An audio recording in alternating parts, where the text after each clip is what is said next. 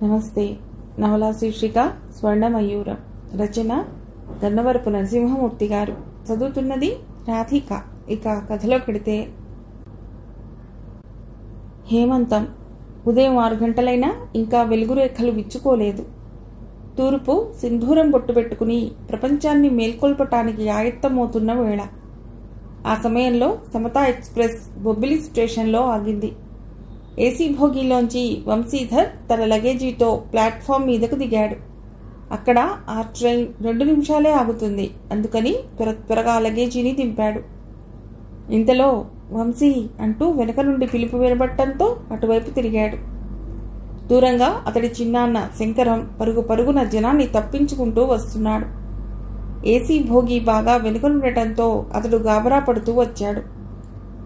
గాబరా వద్దు చిన్నాన్న, సామానంతా దింపేశాను. అయినా ఈ వయసులో నువ్వెందుకు చెప్పు రావటం? నేనేం చిన్నవాడినా అన్నాడు సామాను వీల్ చైర్ బ్యాగ్ మీద పెడుతూ.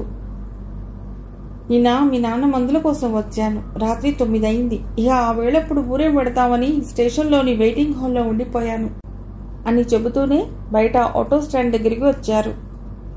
మన ఊరి వెంకన్న ఆటోకి చెప్పాను అని చెబుతుండగానే వాళ్ల ముందర ఓ ఆటో వచ్చి ఆగింది. ఆ తర్వాత ఆటో బయలుదేరింది. ఇంకా వెలుగురేఖలు విచ్చుకోలేదు. కొద్ది నిమిషాలకే ఆటో రోడ్డు బాట పట్టింది. అక్కడికి సుమిత్రాపురం 20 కిలోమీటర్లు. నాన్నకెలా ఉంది చిన్నాన్న అన్నాడు వంశీ. ఇంకా ఊపిరితిత్తుల్లో ఇన్ఫెక్షన్ తగ్గలేదు, మందులు వాడాలి అని చెప్పారు డాక్టర్ గారు. క్రితం నెల నేను వచ్చినప్పుడు బాగానే ఉన్నారు కదా చిన్నాన్న, ఇంతలోనే ఏమిటి కారణం? ఈ శీతాకాలం వస్తే అస్తమా వాళ్లకు అంతేన్రా. ఈ మధ్యనే మీ నాన్నకదొచ్చింది. పదవీ విరమణ దాకా జ్వరం కూడా ఎరుగడు. దాని తర్వాత అవన్నీ మొదలయ్యాయి. అయినా మీ అమ్మ చనిపోయిన తర్వాత వాడి ఆరోగ్యం క్షీణించింది. ఇద్దరూ ఒకరికొకరు తోడుగా ఉండేవాళ్లు. జంట పావురాల్లో ఓ పావురం ఎగిరిపోవటంతో ఈ పావురం ఒంటరిదైపోయింది. దానికి తోడు నువ్వు ఉద్యోగం వచ్చి వెళ్ళిపోయావు. మీ అమ్మ విమల బతికుండగానే నీకు పెళ్లి చేయాలని, మనువలతో ఆడుకోవాలని వాళ్లకుండేది. అయినా ఏవి మన చేతుల్లో ఉండవు. అంతా దేవుడి లీల అని చెప్తుంటే ఆటో పచ్చటి పొలాల మధ్యగా శబ్దం చేస్తూ పెడుతోంది. నీలాకాశం, తెల్లటి కొంగల బాళ్ళు ఎగురుతున్నాయి. కనుచూపు మేరంతా పచ్చటి తివాసీలా వరిచేలు. వంశీధర్ తండ్రి రఘునాథ శర్మది అక్కడికి దగ్గరలోని సుమిత్రాపురం అగ్రహారం. వంశీ ఒక్కడే కొడుకు. ఆంధ్ర యూనివర్సిటీలో ఇంజనీరింగ్ చదివి 4 ఏళ్ల క్రితం ఢిల్లీలో టాటా మోటార్స్లో ఇంజనీర్గా చేరాడు. వంశీ తల్లి విమల 1.5 సంవత్సరాల క్రితం చనిపోయింది. అప్పటి నుండి శర్మ ఆ పల్లెలో ఒంటరిగా ఉంటున్నాడు. శంకరం అతడి తమ్ముడు. ఇద్దరూ ఆ ఊళ్ళోని ప్రాథమిక పాఠశాలలో ఉపాధ్యాయులుగా పనిచేసి 1 సంవత్సరం క్రితం పదవీ విరమణ చేశారు. శంకరంకి 2 పిల్లలు. హైదరాబాద్లో ఉద్యోగం చేస్తున్నారు. శంకరం భార్య సుశీల. ప్రస్తుతం ఆమె శర్మకి భోజనం వండి ఇంటికి తెచ్చి పెడుతుంటుంది. తల్లి విమలున్నప్పుడే అందరూ వంశీని పెళ్లి చేసుకోమని పోరు పెట్టారు. విమలకి 2 అన్నదమ్ములు. పెద్ద మామ రామదాసు, రెండోవాడు సూర్యం. ఇద్దరికి 2 ఆడపిల్లలు. ఇంటర్ చదివి ఆపేశారు. శర్మకి బావమరుదులంటే పడదు. అందుకని విమలకి ఇష్టమైన శర్మకి మేనరికాలు. అందున బావమరుదుల కూతుళ్ళంటే ఇష్టం లేదు. వంశీకి కూడా మేనమామలంటే కోపం. ఈ మధ్యనే 6 కుటుంబాలు దగ్గరలోని బొబ్బిలికి వెళ్లిపోయారు. వాళ్ళు ఇక్కడ ఉన్నప్పుడు తండ్రికి వ్యతిరేకంగా ఎన్నో పనులు చేయడంతో కుటుంబాల మధ్య ఎడం పెరిగింది. వంశీకి ఈ మధ్యనే మిథున అని ఒక అమ్మాయి పరిచయం అయింది. ఆమె కూడా అదే కంపెనీలో HR మేనేజర్గా పనిచేస్తోంది. వాళ్ళ అమ్మా నాన్న తెలుగువారే. అయినా ఉద్యోగరీత్యా ఢిల్లీలో ఉండటం వల్ల ఆ అమ్మాయి పుట్టుక, చదువు అంతా ఢిల్లీలోనే సాగటం వల్ల తెలుగు అంతంత మాత్రంగా వచ్చు. కానీ ఆ అమ్మాయి చాలా అందగత్తె, ముఖం తిప్పుకోలేని సౌందర్యం. అందుకని వంశీని ఆమె ఆకర్షించింది. రాను రాను చనువు పెరిగింది. ఆ అమ్మాయికి కూడా ఇతరంటే ఇష్టం. కానీ ఆ విషయాన్ని ఇద్దరూ మనసులోనే దాచుకున్నారు. అరగంట తర్వాత ఆటో సుమిత్రాపురం చేరుకుని వంశీ ఇంటి ముందు ఆగింది. వంశీ సామాన్లు పట్టుకుని పరుగున ఇంట్లోకి వెళ్ళాడు. తెల్లటి మాసిన గడ్డం, పాలిపోయిన ముఖంతో తండ్రి ఇంటి ముందు గడపలో మంచం మీద పడుకుని ఉన్నాడు. నాన్నా అంటూ గట్టిగా పిలిచాడు. ఇంతలో శంకరం కూడా వచ్చాడు. అన్నయ్య అన్నా వంశీ వచ్చాడు, ఒక్కసారి కళ్ళు తెరిచి చూడు అని గట్టిగా చెప్పాడు. కొద్దిసేపటికి శర్మ కళ్ళు తెరిచి కొడుకుని చూశాడు.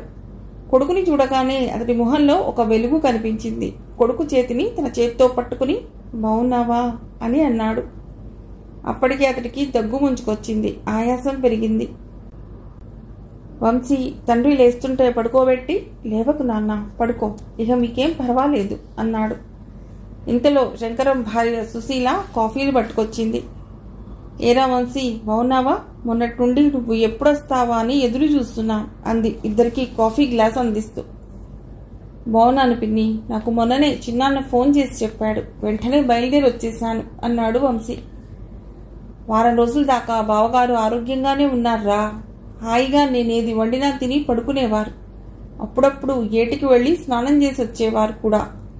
వారం క్రితం వచ్చిన జ్వరం వదల్లేదు. అప్పటి నుండి అన్నం ముట్టుకోలేదు. కేవలం బార్లీ, హార్లిక్స్ తాగుతున్నారు. అందుకే బాగా నీరసం పట్టుకుంది. మొన్నటి నుండి మన రైతు సీతన్నని కూడా ఇంట్లోనే పడుకోమని చెప్పాం. వాడే దగ్గరుండి అన్నీ చేస్తున్నాడు అంది సుశీల. ఇప్పటిదాకా నాన్నగారి వంటికి వచ్చేరుగరు వంశీ చెప్పాడు సుశీలతో. నాన్నది మంచి ఆరోగ్యం, అయినా మీ అమ్మ పోయినప్పటి నుండి పట్టు వదిలేశారు. ఆవిడ ఉన్నప్పుడు ఇద్దరూ హాయిగా ఉండేవారు. అనుకోకుండా హఠాత్తుగా ఆవిడ చనిపోవటంతో తట్టుకోలేక ఒంటరివాడైపోయారు. అందుకే ఈ అనారోగ్యం. దానికి తోడు ఒక్క పిల్లాడివి, నువ్వు కూడా దగ్గర లేవు. అదో బాధ. సరేలే, నువ్వు వచ్చేసావు కదా, ఇక ఆరోగ్యం కుదుటపడుతుందిలే, బాధపడకు అంది సుశీల.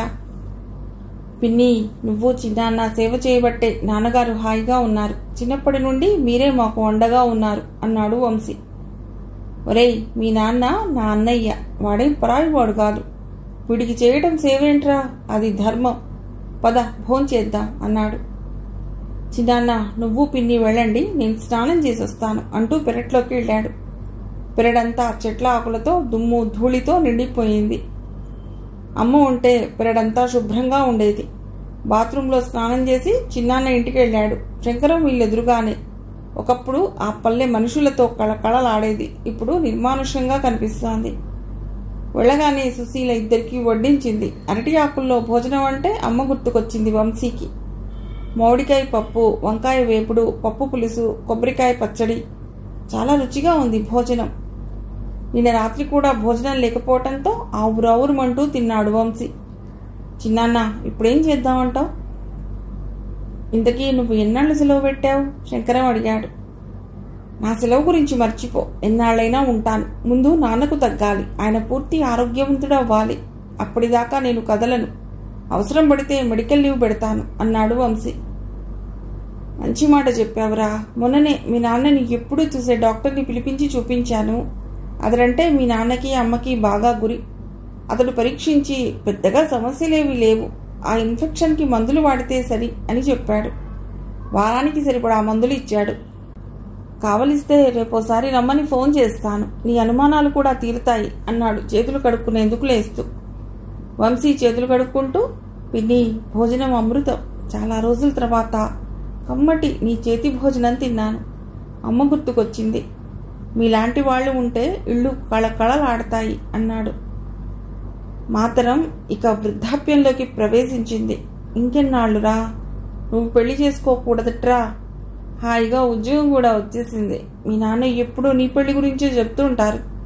ఇంతకీ దేనికి ఆలస్యం? ఎవరినైనా చూసావా అంది సుశీల. లేదు పిన్ని అని నవ్వాడు వంశీ. ఒరే, నవ్వుతున్నావంటే ఎవరినో చూసే ఉంటావు. నాకు చెప్పకూడదట్రా. ఇంతకీ ఎవరా పిల్ల అంది అతడికి మంచిళ్ళు అందిస్తూ. మా ఆఫీస్లోనే పనిచేస్తోంది పిన్ని, మన బ్రాహ్మలే. కాకపోతే చిన్నప్పటి నుండి ఢిల్లీలో పెరగటం వల్ల మన అలవాట్లు తక్కువ. అంతా ఉత్తర భారత పద్ధతి. అందుకే మీకెవరికీ చెప్పలేదు. నాన్న ఏమంటారోనని భయం అన్నాడు వంశీ. వంశీ, కాలం మారిపోయిందిరా.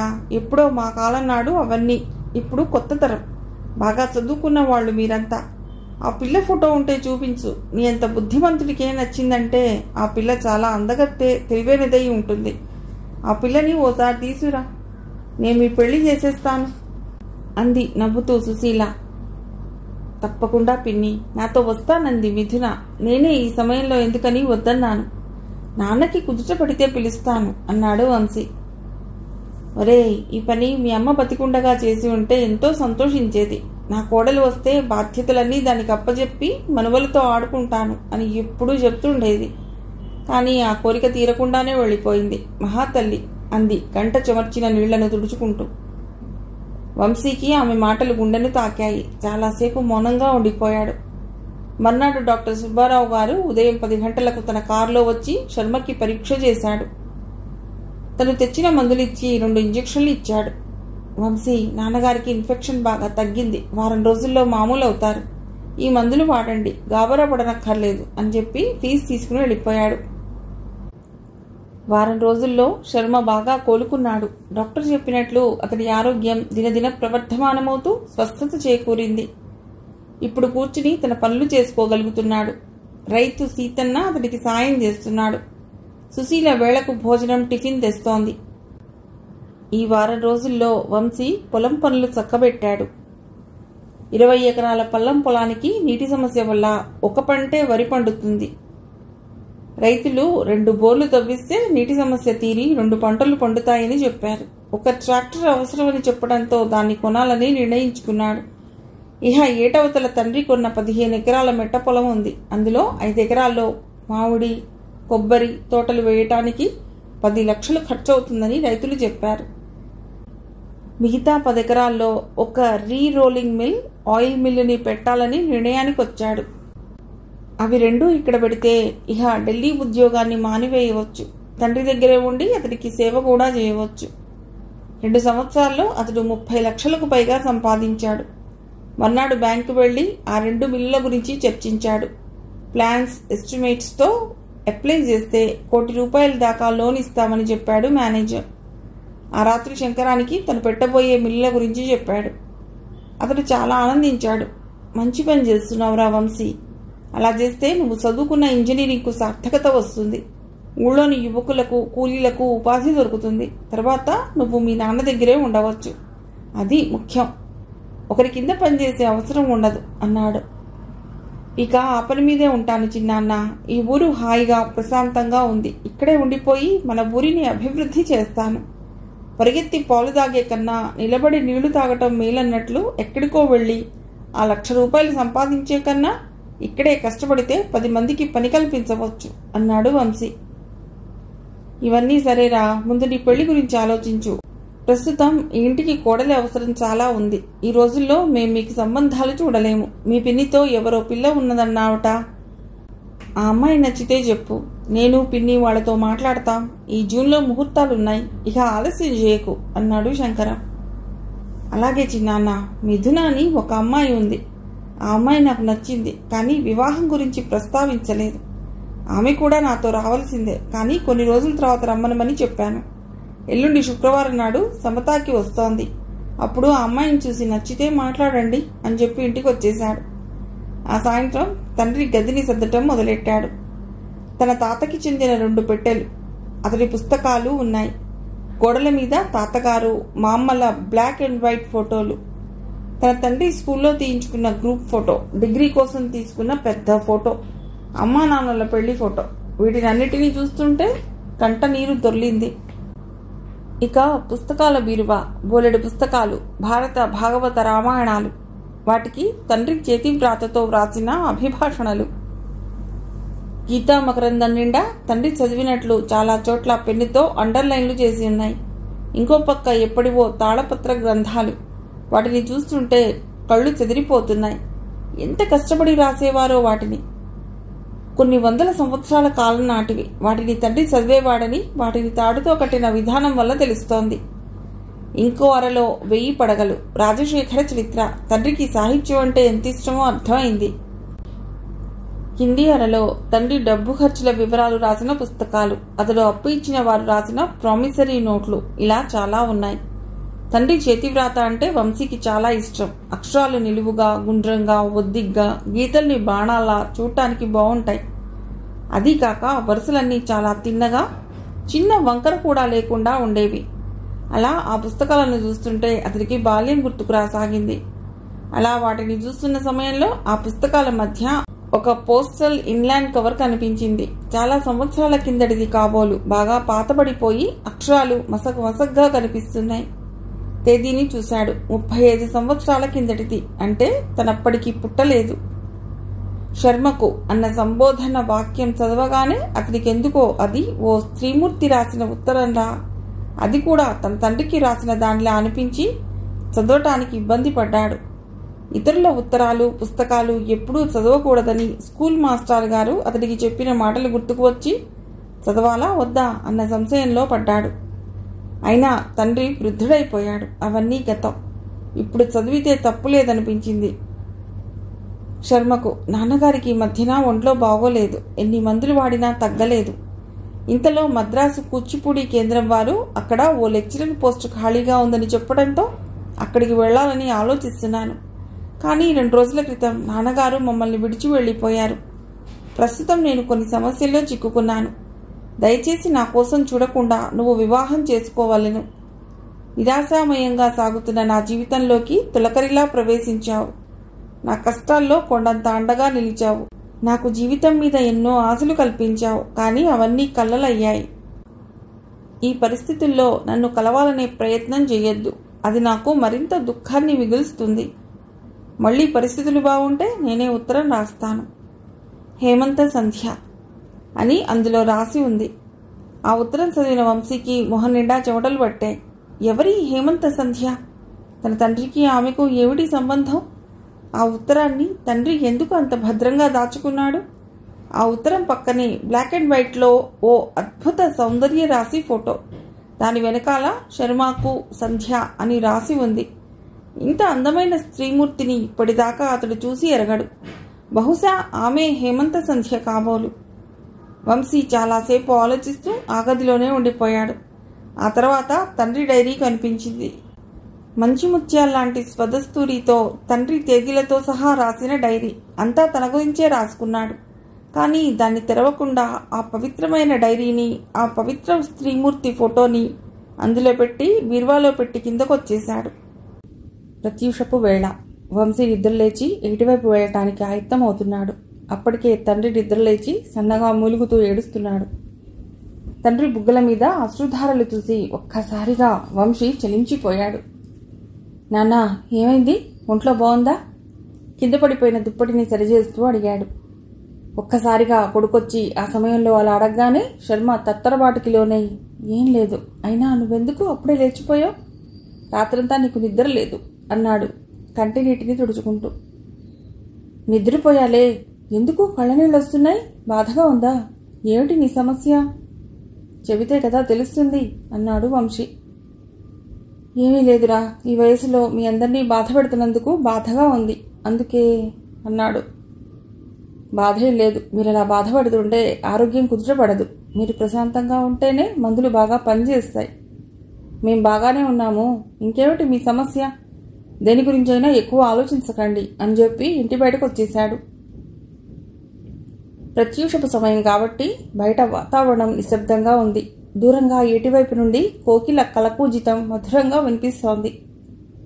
ఆకాశం నీలివర్ణం మధ్యలో తెల్లటి మేఘాలతో ఒక వర్ణచిత్రంలా కనిపిస్తోంది. వంశీ ఏటివైపు బయలుదేరాడు. వారం రోజులైంది మార్నింగ్ వాక్కి వెళ్ళి. అప్పుడే పల్లె నిద్ర లేచింది. అంతకుముందే గుడి మేల్కొంది. ఊరిని నిద్రలేపటానికి గుడిగంట కోడి కూతకు జతవుతుంది అని అతడి తండ్రి చిన్నప్పుడు చెప్పడం గుర్తుకొచ్చింది. తెల్లవారక ముందే పల్లె లేచింది. తన వారినందరినీ తట్టి లేపింది. ఎంత అద్భుతమైన పాట! నాగళ్లను మోసుకుంటూ ఎద్దుల జత, వెనక రైతు. చాలా చోట్ల ట్రాక్టర్లు వచ్చిన నాగళ్లతో వ్యవసాయం ఇంకా కొనసాగడం ఆశ్చర్యం వేస్తోంది. ఆకాశంలో తెల్లని కొంగల బారు పూదండలా కనిపిస్తోంది. ప్రత్యూష పవనాలు శరీరాన్ని స్పృశిస్తూ హాయిని గొలుపుతున్నాయి. ఏరు ప్రశాంతంగా పారుతోంది. తీరం పొడవున తెల్లటి ఇసుక తిన్నెలు. అప్పుడే తూర్పు విచ్చుకుంటోంది గులాబీలా. బాలభానుడి లేత కిరణాలు ఏటిపై పరావర్తనం చెందుతున్నాయి. తూర్పు ఆకాశం నుదుట సింధూరంలా సూర్యుడు ప్రపంచాన్ని ఆయత్తపరచడానికి వస్తున్న దృశ్యం వర్ణ చిత్రంలా కనిపిస్తోంది. అక్కడ ఆ సమయంలో ఆ దృశ్యాలు, వాతావరణం చాలా అందంగా కనిపించాయి వంశీకి. చిన్నప్పుడు రోజు ఇటువంటి దృశ్యాలు చూసినా ఇప్పుడు కలుగుతున్న అనుభూతి కలిగేది కాదు. చిన్నప్పుడు తాను ఈ ఊళ్ళోనే పెరిగినా అనుభూతులు గుర్తుకు లేవు. అప్పుడు ఇదే ఒడ్డున కబడ్డీ, వాలీబాల్ ఆటలు, తర్వాత ఏట్లో స్నానాలు, ఇంటికి వెళ్ళి సద్దన్నం తిని పాఠశాలకు వెళ్ళటం, ఇవన్నీ అతడికి గుర్తుకొస్తున్నాయి. ఆ ఊళ్ళో అతడు 10వ తరగతి దాకానే చదువుకున్నాడు. ఆ తర్వాత చదువు కోసం పట్టం బాటపట్టాడు. అప్పటి నుంచి ఆ ఊరికి దూరం అయ్యాడు. అదే ఊరు, అదే ఏరు, కానీ మనుషులు మారారు. కాలచక్రం ఎన్నో మార్పుల్ని తెస్తోంది. బాల్యం ఎంత తీయగా ఉండేదో. ఆలు నేర్చుకోవడం దగ్గర నుండి వేసవి సెలవుల్లో చుట్టాలింటికెళ్ళి సినిమాలు చూడటం దాకా ఎన్నో స్మృతులు. అవన్నీ గతించిన గతం. గతం గతః. అతడు గతం నుండి వర్తమానంలోకి వచ్చాడు. మళ్లీ అతన్ని ఆలోచనలు చుట్టుముట్టసాగాయి. ఎవరి హేమలత? నాన్నకేమవుతుంది? అమ్మ చనిపోయినప్పుడు కూడా అంతగా బాధపడని నాన్న ఎందుకు బాధపడుతున్నాడు? ఇంతకీ ఆ డైరీలో తండ్రి ఏ విషయాలు రాశాడు? ఒక్కసారిగా ఆలోచనలు చుట్టుముట్టడంతో మనసు కక్కా వికలమై తిరిగి ఇంటికి బయలుదేరాడు. ఆ రోజు మిథున ఢిల్లీ నుండి వస్తున్నట్లు ఫోన్ చేసింది. ఉదయాన్నే అతడు కారు తీసుకుని స్టేషన్కి వెళ్ళాడు. 6 నెలల క్రితం అతడు వచ్చినప్పుడు కారు కొన్నాడు. ఇక్కడి నుండి రోజు పట్నం వెళ్లాలన్నా, చుట్టుపక్కల ఊళ్ళు వెళ్లాలన్నా కారు అవసరం. స్టేషన్కి ముందే చేరుకోవటం వల్ల బయట కాసేపు పుస్తకాలు, పేపర్లు తీసుకుని బెల్ కొట్టిన తర్వాత వెళ్ళాడు. ఏసీ భోగి ఆగే దగ్గర నిలబడి చూస్తున్నాడు. చల్లటి మలయ మారుతం వీస్తూ హాయి గొలుపుతూ ఉంది. మిథునని చూసి నాన్నగారు ఏమంటారో? అసలు నాన్నగారికి ఏమని చెప్పాలి? అందుకే ఇన్నాళ్ళు ఆమెని రావద్దని చెప్పాడు.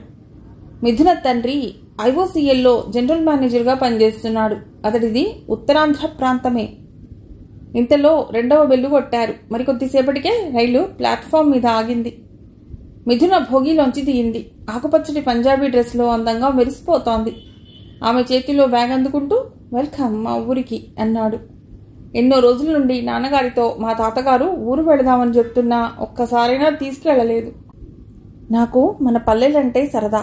ఇప్పుడు మీ ఊరు చూస్తే నా కోరిక తీరుతుంది అంది నవ్వుతూ. ఇద్దరూ బయటికొచ్చి కారెక్కారు. పచ్చటి ప్రకృతి మధ్యగా కారు పెడుతోంది. చుట్టూరా పచ్చటి పొలాలు, కనుచూపు మేరంతా పచ్చటి చీరలా కనిపిస్తోంది. ఏమిటి ఈ ప్రకృతి అందం? ఒక్కసారి కారాపు అంది మిథున. వంశీ రోడ్డు పక్కన కారాపాడు. ఇంత అందమైన దృశ్యాన్ని నేను ఇంతవరకు చూడలేదు వంశీ అంది దూరంగా ఎగురుతున్న పక్షుల గుంపిని చూపిస్తూ. నీలాకాశంలో ఆ కొంగల బారు ఓ పూదండలా కనిపిస్తోంది కదూ అంది భావోద్రేకంతో. అబ్బో, పోలిక చాలా బాగుంది. ఇంగ్లీష్ నవలల ప్రభావమా అన్నాడు వంశీ. లేదు వంశీ, నేను ఢిల్లీలోని రైల్వే స్కూల్లో చదివాను. అందులో తెలుగు ఒక సబ్జెక్ట్. మా ఇంట్లో మా అమ్మా నాన్నలిద్దరూ తెలుగులోనే మాట్లాడతారు. అందుకని నాకు తెలుగు రాయటం, చదవటం బాగా వచ్చు. నేను 1000 పడగలు, మహాప్రస్థానం, అమృతం కురిసిన రాత్రి చదివాను. నాన్నగారు ఎన్నో గొప్ప తెలుగు పుస్తకాలను కొని మా లైబ్రరీలో ఉంచారు. మిథున చెప్తుంటే ఆశ్చర్యంగా వినసాగాడు వంశీ. ఇక్కడికి వస్తున్నట్లు మీ నాన్నగారికి చెప్పావా? చెప్పాను. మీ నాన్నగారికి ఒంట్లో బాగోలేదని, ఒకసారి చూసి వస్తానని చెప్పాను. ఆయన చాలా సంతోషపడి నన్ను వెళ్ళమన్నారు అంది చుట్టూ చూస్తూ. రాను రాను మనిషి ఆకాశ హర్మ్యాలు నిర్మిస్తూ ప్రకృతికి దూరం అవుతున్నాడు. ప్రకృతిలో బ్రతకటం నాకిష్టం అంది మిథున. అయితే ఇక్కడికొచ్చే, నీ కోరిక తీరుతుంది. మనం అనుకున్నవి ఎక్కడ జరుగుతాయి చెప్పు. కొద్దిసేపటికి మళ్లీ కారులో బయలుదేరారు. మిథున, మాది చాలా పాతకాలపు సాంప్రదాయపు కుటుంబం. నీకు అవి ఇబ్బంది కలిగిస్తాయేమో. మాది కూడా అలాంటి కుటుంబమే. అమ్మా నాన్నలిద్దరూ ఈ ప్రాంతం వాళ్లే. అమ్మ 10వ తరగతి దాకానే చదువుకుంది. పూజలు, పునస్కారాలు, మడి, ఆచారాలు అన్నీ పాటిస్తుంది. కాబట్టి నాకు అవన్నీ కొత్త కాదు అంది మిథున. కాసేపటికి కారు ఏటి పక్కగా పెడుతుంటే వంశీ కారును ఆపి, అదే మా ఊరు ఏరు. చిన్నప్పుడు దీని ఒడ్డునే మా ఆటలన్నీ అని చెప్పాడు. మిథున ఆ ఏటిని చూస్తూ నిలబడింది. తెల్లటి ఇసుక తిన్నే, దాన్ని ఒరుసుకుంటూ పారుతున్న ఏరు. చల్లటి గాలి వీస్తుంటే ఆమె ముంగురులు ఎగురుతున్నాయి. చాలా బాగుంది మీ ఏరు. సాయంత్రం మళ్లీ వద్దాం అంది కారెక్కుతూ. కొద్దిసేపటికి కారు శంకరం ఇంటి ముందు ఆగింది. కారు ఆగ్గానే శంకరం, సుశీల ఇద్దరూ పరుగున బయటకొచ్చారు. మిథున దిగగానే ఆమె వచ్చి దిష్టి తీసి ఆమె బుగ్గల్ని నొక్కి ముద్దు పెట్టుకుంది. మిథున వాళ్ళిద్దరికీ వంగి నమస్కరించింది. రామ్మ అంటూ లోపలికి తీసుకువెళ్ళింది. వంశీ, ఇవాళిక్కడే టిఫిన్ అంటూ ఆమె మిథునని గదిలోకి తీసుకెళ్ళింది. నీట్గా సర్ది ఉంది ఆ గది. ఇందులో నీ సామాన్లు పెట్టుకో. అన్ని సదుపాయాలు ఉన్నాయి అంది మిథునతో. అరగంటలో తయారై బయటకొచ్చింది మిథున. ముగ్గురికి వేడిగా ఇడ్లీలు టిఫిన్ పెట్టింది సుశీల. పొగలు కక్కుతూ ఉన్న ఇడ్లీ చట్నీలను తింటూ, అబ్బా, ఇంత రుచిగా ఉన్న ఇడ్లీలను నేను ఎప్పుడూ తినలేదు ఆంటీ అంది మిథున. టిఫిన్ తిన్న తర్వాత శంకరం, అమ్మా, నాన్నగారి పేరు ఏ ఊరమ్మా మీది అని అడిగాడు. నాన్న రఘునందనరావు, అమ్మ కౌసల్య, విజయనగరం దగ్గర గట్టుపల్లి. నేను కూడా ఎప్పుడూ వెళ్ళలేదు అంది. ఆ ఊరు గురించి నేను విన్నాను, అది అగ్రహారమే. చిన్నాన్న, నేను మిథునని మన పొలం వైపు తీసుకెడతాను. తానెప్పుడూ పల్లెటూళ్ళని చూడలేదు, నాన్నని చూపించి అటు వెళ్ళొస్తాము అని చెప్పాడు. ఒరే, అమ్మాయిని ఈ ఎండలో ఎందుకురా తిప్పుతావు? ముట్టుకుంటే కందిపోయేటట్లుంది, కావలిస్తే సాయంత్రం తీసుకువెళ్ళు అంది సుశీల. ఏం పర్వాలేదు పిన్ని, కాస్త పల్లెల్ని చూడని, అన్నీ తెలుస్తాయి అన్నాడు నవ్వుతూ. ఆ తర్వాత తన ఇంటికి తీసుకువెళ్ళాడు వంశీ. ఇల్లంతా చూపించి తండ్రి శర్మ పడుకున్న గదిలోకి తీసుకువెళ్ళాడు. తండ్రి ఏదో పుస్తకం చదువుకుంటున్నాడు. మిథున శర్మని చూసి నమస్కరించింది. నాన్నగారు, ఈమె నా స్నేహితురాలు, మన ఊరు చూడాలని వచ్చింది అని చెప్పాడు. శర్మ లేవబోతుంటే మిథున వద్దని వారించి అతడి కాళ్లకు నమస్కరించింది. ఆ తర్వాత ఇద్దరూ పొలం వైపు వెళ్లారు.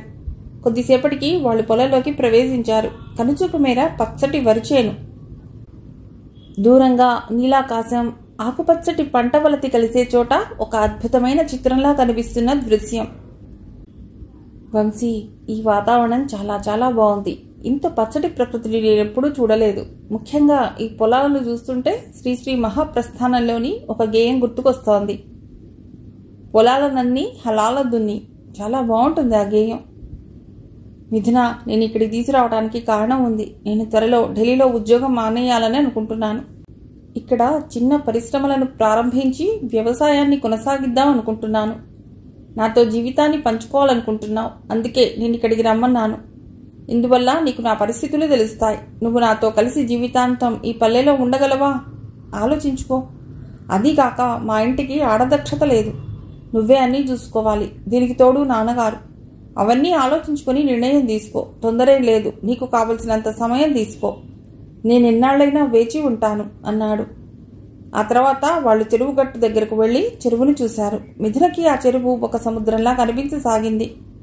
నీటి బాతులు అందులో ఈదుతుంటే ఆ దృశ్యాలను కెమెరాలో బంధించింది. కొద్దిసేపటి అనంతరం ఏటికి వెళ్లి అక్కడ బండరాళ్ల మధ్య పారుతున్న పాయలో గంటసేపు స్నానం చేశారు. ఆ తర్వాత తిన్నగా శంకరం ఇంటికి వచ్చారు. పిన్ని, నాన్నగారి భోజనం సంగతి మర్చిపోయాను అన్నాడు గాబరాగా.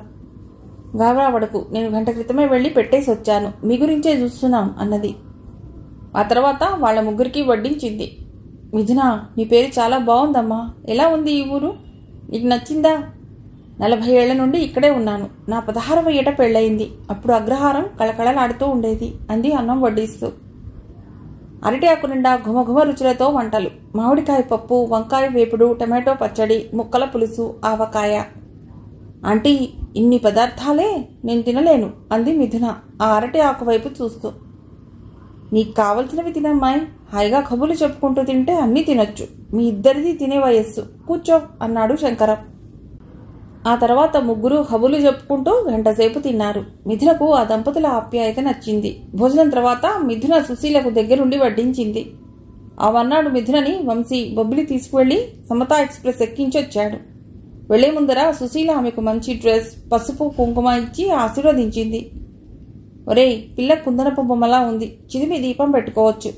ఆ అమ్మాయి నీ భార్య అయితే నీ అంత అదృష్టవంతుడు ఉండడు అంది సుశీల మిథున పెరట్లోకి వెళ్ళినప్పుడు.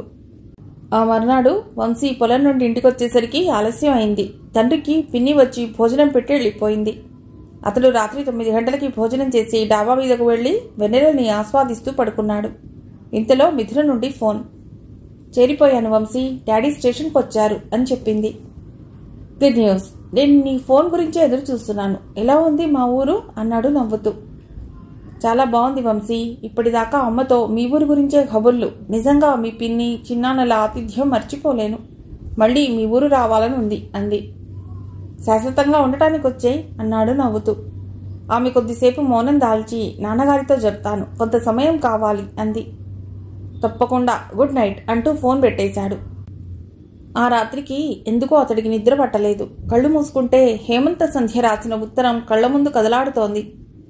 ఇంతకీ ఎవరి సంధ్య అన్న ప్రశ్న అతన్ని 2 రోజుల నుండి వేధిస్తోంది. ఆవిడెవరు? తండ్రికి ఆమె చాలా సంవత్సరాల క్రితం ఎందుకు ఆ ఉత్తరం రాసింది? ఆలోచనలతో మస్తిష్కం వేడెక్కిపోతోంది. అప్పటికి సమయం 11 గంటలయింది. పౌర్ణమి చంద్రుడు వెన్నెల కురిపిస్తూ ఆకాశంలో అందంగా కనిపిస్తున్నాడు. ఆ నీరవ నిశ్శబ్దంలో ప్రకృతి చాలా శోభాయమానంగా కనిపిస్తోంది. వెన్నెల కిరణాలు కొబ్బరాకు సందుల్లోంచి ముఖం మీద పడుతూ దోబూచులాడుతున్నాయి. చిన్నప్పుడు ఆ వెన్నెలంటే తనకెంతో ఇష్టం. అమ్మ జలుబు చేస్తుందని ఎక్కువసేపు డాబా మీద పడుకోనిచ్చేది కాదు. ఈరోజు అమ్మ లేదు, కానీ వెన్నెల ఉంది. అప్పుడు ఎంతో ఆనందం. ఇప్పుడది లేదు. అమ్మ వెళ్ళిపోయిన తర్వాత తన జీవితంలోంచి ఆనందం తెలియకుండానే వెళ్ళిపోయింది. నాన్న కూడా అమ్మ మీద బెంగతో మంచం పట్టేశాడు. ఆలోచనలు వంశీని వదలటం లేదు. పక్కకు తిరిగి కళ్ళు మూసుకున్నాడు. కానీ నిద్ర రావటం లేదు. నానే గుర్తుకొస్తున్నాడు. మళ్ళీ హేమంత సంధ్య రాసిన ఉత్తరం కళ్ల ముందు కనిపిస్తోంది. కళ్లల్లో మంట. తువాలు తీసి తొడుపుకొని కళ్ల మీద పెట్టుకున్నాడు. కణతల్లో నొప్పి మొదలైంది. అంతరంగంలో సంఘర్షణ. ఒక్కసారిగా లేచాడు. ఆ వెన్నెల వెలుగులో కిందకెళ్ళాడు. ఫోన్ చప్పుడు తప్ప పల్లె అంతా నిశ్శబ్దం. చప్పుడు చేయకుండా తండ్రి గదిలోకి వెళ్ళాడు. లైట్ వేసి తండ్రి రాసిన డైరీ తీశాడు. ఇప్పుడతడికి తండ్రి డైరీ చదవకూడదన్న మీమాంస లేదు. తండ్రికి రహస్యాలేముంటాయి? ఉన్నా అవి తెలుసుకునే హక్కు కొడుకుగా తనకుంటుంది. అతడి ఆస్తికే కాదు, అతడి సమస్యలకు వేదనకు కూడా తను వారసుడు. ఆ హక్కు తనకి ఉంది. ఒక్కసారిగా కుర్చీలో కూర్చుని ఆ అర్ధరాత్రి పూట డైరీని చదవటం మొదలుపెట్టాడు. అది చదువుతుంటే తండ్రి గతం వంశీ కళ్ల ముందు కదలాడసాగింది. మిగిలిన కథ తర్వాతి భాగంలో.